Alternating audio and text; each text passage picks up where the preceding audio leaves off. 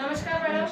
नाव काय तुमचं? करुणा प्रशांत कोकण. गावाचं नाव निंभा, तालुका भातकुली. अमृत संजीवनी घ्यायच्यासाठी काय त्रास होता? मला दिवसभर असं काम करण्याची इच्छा होत नव्हती. माझ्या पायामध्ये गोळे येत होते आणि त्यानंतर मला हातापायाला मुंग्या, संडास व्यवस्थित होत नव्हती, हा त्रास होता. अमृत संजीवनी घेत आहे तेव्हापासून रिझल्ट काय आहे? अमृत संजीवनी घेते तेव्हापासून मला हा रिझल्ट मिळालेला आहे. दिवसभर मी जे काम करते, जो मला अशक्तपणा असं काम करण्याची जी इच्छा नव्हती, ती माझी दिवसभराची एनर्जी खूप छान राहत आहे.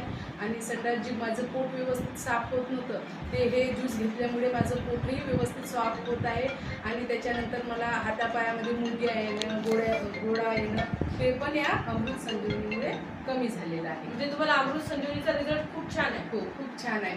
आणि प्रत्येक ग्राहकाला माझी हीच विनंती राहील, ज्यांना कोणताही हा आजार असेल किंवा त्रास असेल, तर प्रत्येक व्यक्तीने हा अमृत संजीवनी रस अवश्य घ्या.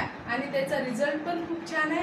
आणि हा घेतल्यानंतरच तुम्हाला त्याचा रिझल्ट समजेल का नाही बा हा का आणि कशासाठी आहे म्हणून माझी प्रत्येकाला ही कळकळीची विनंती आहे की ही एक स्वतःची एक गरज ओळखून हा अमृत संजीवनी रस हा सगळ्यांनी घ्यावा, हीच मी सर्वांना नम्र विनंती करते. ठीक आहे, थँक्यू.